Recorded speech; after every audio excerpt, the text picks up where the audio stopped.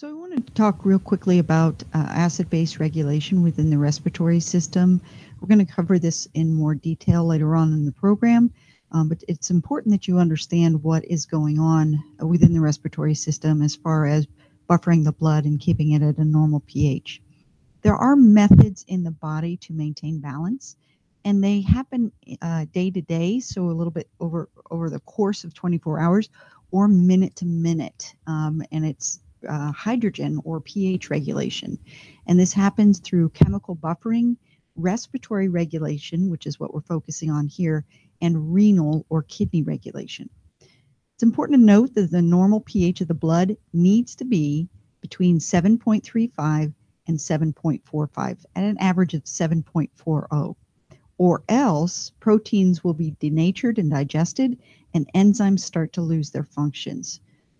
How do we keep this stuff in balance? That's what we're going to talk about. Loss of enzyme function will cause the loss of energy maintenance, the loss of the ability to transport substances, and the loss of intracellular signaling systems. So that means your body is going to start to shut down if your pH is lower than 7.35 or higher than 7.45.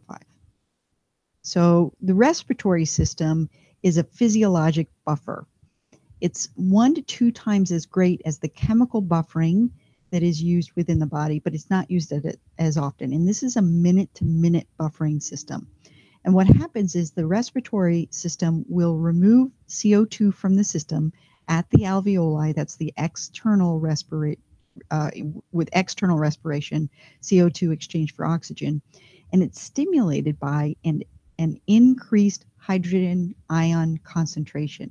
So if we see an increase in hydrogen ions, that means that we need to increase the ventilation. By increasing ventilation, the amount of CO2 in the blood goes down because we're breathing it out of the body, and taking the CO2 down will bring down the hydrogen ions and will make the pH go up again. So it becomes more basic. So what we see is with metabolic acidosis, when we have more hydrogen ions available, which means we have a lower pH, incidentally, the body will start to increase ventilation or hyperventilate to remove CO2. Removing CO2 will also remove the hydrogen ions and increase the pH, which makes it more basic.